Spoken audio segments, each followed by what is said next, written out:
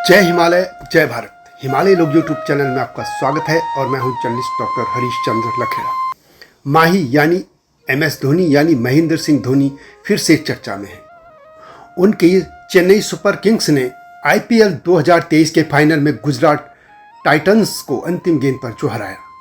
मैं धोनी के क्रिकेट जीवन के बारे में नहीं बताने जा रहा हूं, बल्कि उनके धोनी जाति को लेकर इतिहास के उन पन्नों को पलट रहा हूं जो अब तक सामने ही नहीं आ पाए हैं। इस बारे में बताने से पहले मैं यह भी बता दूं कि भले ही धोनी का जन्म झारखंड के रांची में हुआ हो, परंतु धोनी मूलतः उत्तराखंड के हैं। उनका पुश्तैनी गांव कुमाऊं के अल्मोड़ा जिले का ल्वाली गांव है।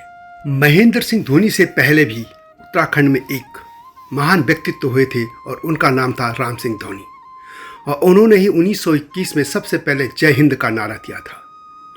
24 फरवरी 1893 को अल्मोड़ा जिले के तल्ला सालम पट्टी में तल्ला बिनौला गांव में उनका जन्म हुआ था। राम सिंह धोनी के दिए ही नारे जय हिंद का जो नारा था, उसको नेताजी सुभाष चंद्र बोस ने आज़ाद हिंद फौज के सामने सन 1943 में जापान में बुलंद किया था। राम सिंह धोनी जी की याद में सन 1935 में सालम में राम सिंह धोनी आश्रम की भी स्थापना की गई थी। यही जो आश्रम था, सालम का आश्रम, वह सन 1942 में जन क्रांति का केंद्र भी बना था। इस तरह इस धोनी जो वंश है, उसमें सरनेम को जो इस तरीके से धोनी आता है, उसमें और भी कई महान व्यक्तित्व हुए हैं। जब तक मैं इस बारे में विस्तार से बताऊं, आपसे अनुरोध है कि हिमालय सभ्यता पर केंद्रित इस हिमालय लोक चैनल को सब्सक्राइब अवश्य कर दीजिए, जिन्होंने अब तक ऐसा नहीं किया है। आप जानते हैं कि महेंद्र सिंह धोनी के पिता का नाम पान सिंह धोनी है और वे रोजगार की तलाश में उत्तराखंड के अन्य लोगों की तरह ही दूसरे इलाकों में जाने पर मजबूर हुए थे और वे पलायन करके रांची आ गए थे और फिर वहीं बस गए। आप जानते ही हैं कि महेंद्र सिंह धोनी भारतीय क्रिकेट टीम के सभी फॉर्मेट के पूर्व कप्तान रह चुके हैं और सबसे जो लोकप्रिय और भी खिलाड़ी हैं उनमें उनका नाम भी शामिल है। आप यह भी जानते हैं कि महेंद्र सिंह धोनी को सेना में मानद लेफ्टिनेंट कर्नल का पद भी मिला था। वे पद्म भूषण, पद्म श्री और मेजर ध्यानचंद खेल रत्न पुरस्कार से भी सम्मानित क्रिकेट खिलाड़ी हैं।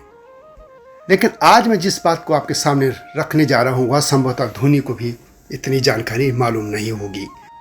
धोनी वंश के ये अनछुए पहलू जो मैं सामने रखने जा रहा हूं, उसे बहुत कम लोग जानते होंगे। पहले तो यह साफ कर दूं कि जो सही शब्द है वह धोनी नहीं है, बल्कि धोनी है, परंतु प्रयोग में धोनी ही ज़्यादा होने लग गया। लेकिन पहले इनके जो पूर्वज थे वे धोनी ही प्रयोग करते थे। धोनी लोग कुमाऊं के वीर सैनिक रहे हैं। चंद राजाओं के शासनकाल में वे उनके विश्वसनीय सैनिक माने जाते थे। प्रसिद्ध कथाकार व कुमाऊं विश्वविद्यालय के हिंदी विभाग के अध्यक्ष रहे प्रोफेसर लक्ष्मण सिंह बटरूही ने अपने आख्यान हम तीन थोकदार में धोनी की प्रारंभिक उपलब्धियों को लेकर लिखा था कि क्रिकेट की दुनिया में प्रवेश करते ही जब महेंद्र सिंह धोनी 2005 में श्रीलंका के खिलाफ 183 और पाकिस्तान के खिलाफ 148 रन बनाने के बाद दुनिया भर के खेल प्रेमियों के दिल में बस गया था, उसी क्षण ल्वाली गांव के लोगों को इस बात का भरोसा हो गया था कि यह चमत्कार कोई पैक पुत्र ही कर सकता है। अब प्रश्न यह है कि यह पैक क्या है। बटरूही लिखते हैं कि हिमालय की गोद में बसे कुमाऊं की पुरानी राजधानी चंपावत के इर्द गिर्द राजा के विश्वस्त और स्वामी भक्त क्षत्रिय वीरों का घेरा मौजूद रहता था, जिन्हें स्थानीय भाषा में पैक कहा जाता था। इन योद्धाओं का काम राजा की सुरक्षा के साथ साथ युद्ध की स्थिति में उसको हर हालत में विजयी बनाना होता था। कुमाऊं के वर्तमान अल्मोड़ा, चंपावत और पिथौरागढ़ जिलों में नेपाल भारत के बीच बहने वाली काली नदी के किनारे बसे हुए इन लोगों का सदियों से सामरिक महत्व रहा है। कुमाऊं के लोक जीवन में इन वीर पैकों की गाथाएं आज भी लोकमानस में मौजूद हैं।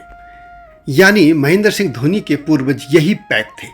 उनके पूर्वजों को लेकर एक कथा, पैकों की संतान धोनी और मोनी भाइयों की कथा का भी वे उल्लेख करते हैं, यानी डॉक्टर बटरूही।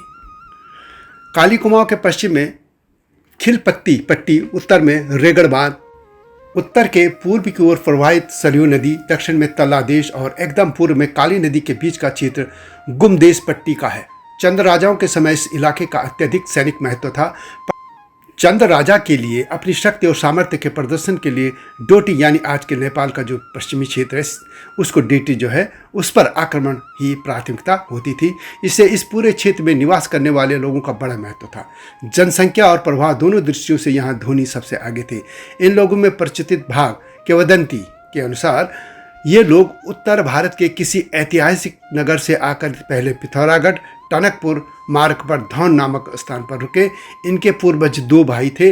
दोनों भाई राजा के पास आचे दाते थे। एक दिन एक मौन यानी मधुमक्खी का झुंड उड़ रहा था। बड़े भाई ने राजा से कहा, ये मेरा है। राजा को इस पर आश्चर्य हुआ। उसने पूछा कि यह कैसे संभव है। बड़े भाई ने एक मौन के पैर में धागा बांध दिया। सायकाल वह मौन उसके पास आ गया। राजा को वह दिखाया गया।